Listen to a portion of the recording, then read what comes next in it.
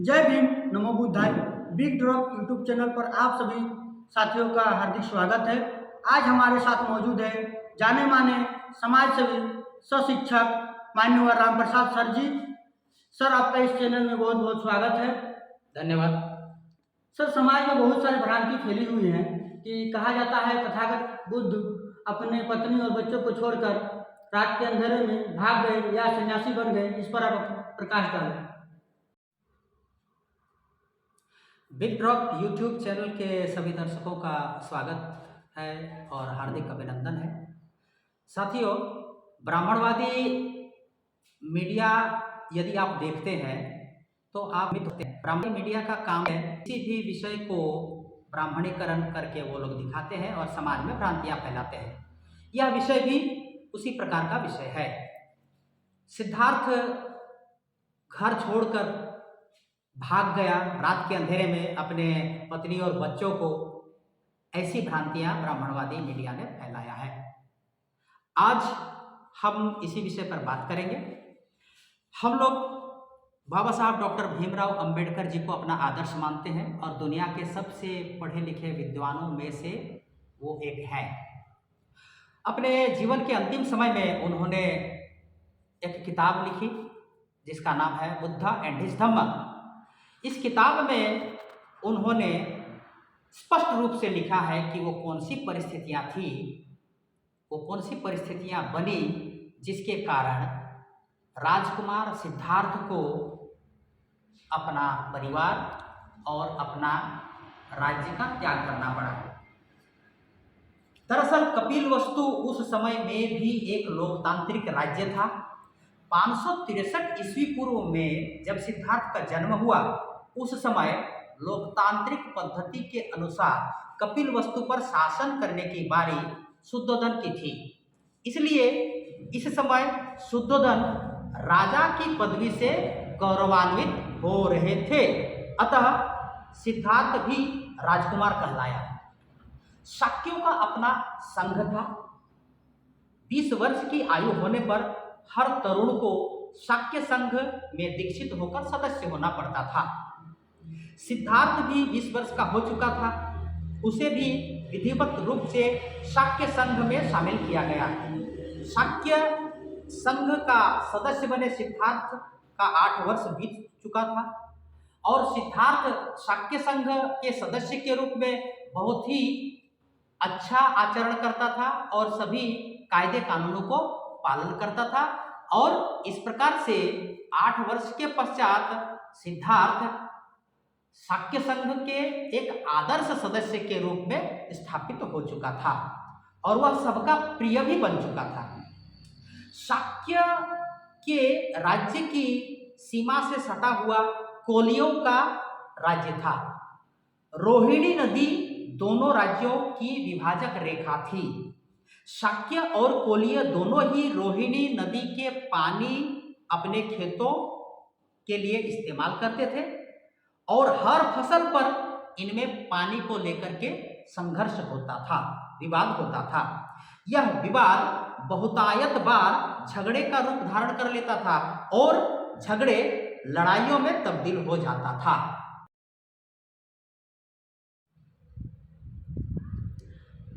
जब सिद्धार्थ 28 वर्ष का था, उस वर्ष भी शाक्यों और कोलियों के बीच पानी को लेकर विवाद हुआ और यह एक बड़ा झगड़े का विषय बन गया जिसमें दोनों पक्षों के लोग घायल हुए।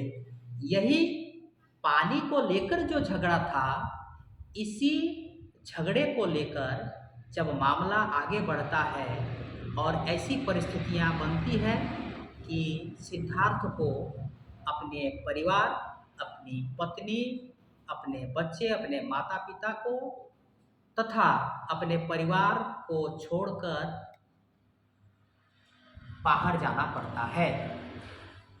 शाक्यों के सेनापति ने कोलियों के विरुद्ध युद्ध की घोषणा के प्रश्न पर शाक्य संघ का एक अधिवेशन बुलाया। सेनापति ने संघ के सदस्यों को संबोधित करते हुए कहा, हमारे लोगों पर कोलियों ने आक्रमण किया। इससे पहले भी उन्होंने ऐसा किया है पर अब बहुत हो गया। इसे रोकने का एक ही उपाय है, पोलियो के विरुद्ध युद्ध की घोषणा। मेरा प्रस्ताव है कि संघ पोलियो के विरुद्ध युद्ध की घोषणा करे और जिसे इस प्रस्ताव का विरोध करना है वो अपनी बात कहें। सिद्धार्थ ने देखा कि कोई व्यक्ति सेनापति के बातों का विरोध नहीं कर रहा है या युद्ध के विरोध में बात नहीं कर रहा है। तत्पश्चात सिद्धार्थ अपने स्थान पर खड़ा हुआ और बोला, मैं इस प्रस्ताव का विरोध करता हूँ। युद्ध से किसी भी समस्या का समाधान नहीं हो सकता है।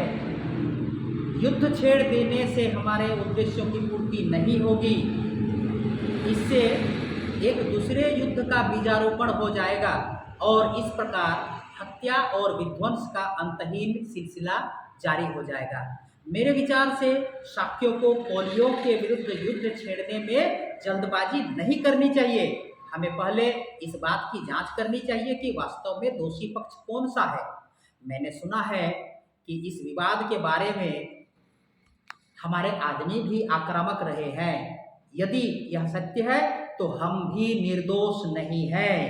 इस प्रकार शाक्य सेनापति और सिद्धार्थ के बीच एक लंबा तर्क वितर्क होता है। अंत में सेनापति कहता है, हमें इस विवाद का अंत युद्ध से करना चाहिए या नहीं, इसका निर्णय शाक्य संघ के मत से हो।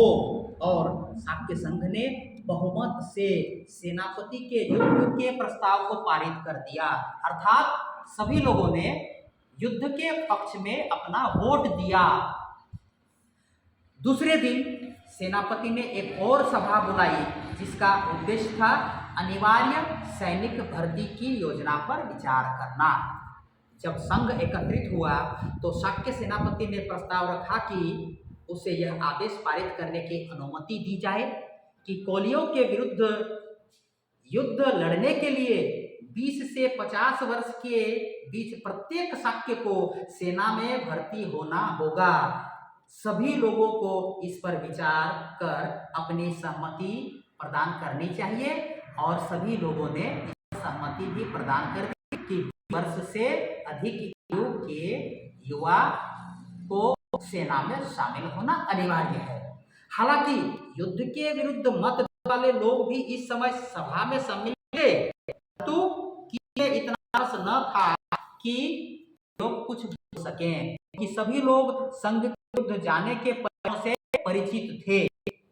सिद्धार्थ ने देखा कि विचारों के समर्थक मौन हैं, अर्थात युद्ध नहीं करने के विचार वाले लोग जब मौन हैं तो अंत में और संबोधित करते हुए बोला, तो आप जो चाहे करें, परंतु मैं अनिवार्य भर्ती एवं इस युद्ध का विरोध करूंगा। मैं न तो सेना में भर्ती होऊंगा और न ही युद्ध में भाग लूंगा। सेनापति ने कहा, उस शपथ का स्मरण करो। ये बातें सेनापति सिद्धार्थ को कह रहा है। उस शपथ का स्मरण करो जो तुमने शाक्य संघ का सदस्य बनने के समय लिया था। यदि तुम संघ के विरुद्ध जाओगे तो तुम्हें कठोर दंड दिया जाएगा। सिद्धार्थ ने कहा, हाँ मुझे याद है, मैंने अपने तन मन और धन से शाक्यों के हितों की रक्षा करने का वचन दिया है और अभी भी मैं अपने वचनों से बंधा हुआ हूँ। मैं नहीं समझता हूँ कि युद्ध शाक्यों के हित में है।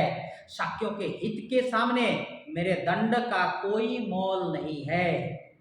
सिद्धार्थ ने संघ को सावधान करते हुए इस बात की याद दिलाई कि किस प्रकार पोलियो से निरंतर झगड़ते रहने के कारण शाक्य संघ को बहुत कुछ कौशल राज के अधीन देना पड़ा है।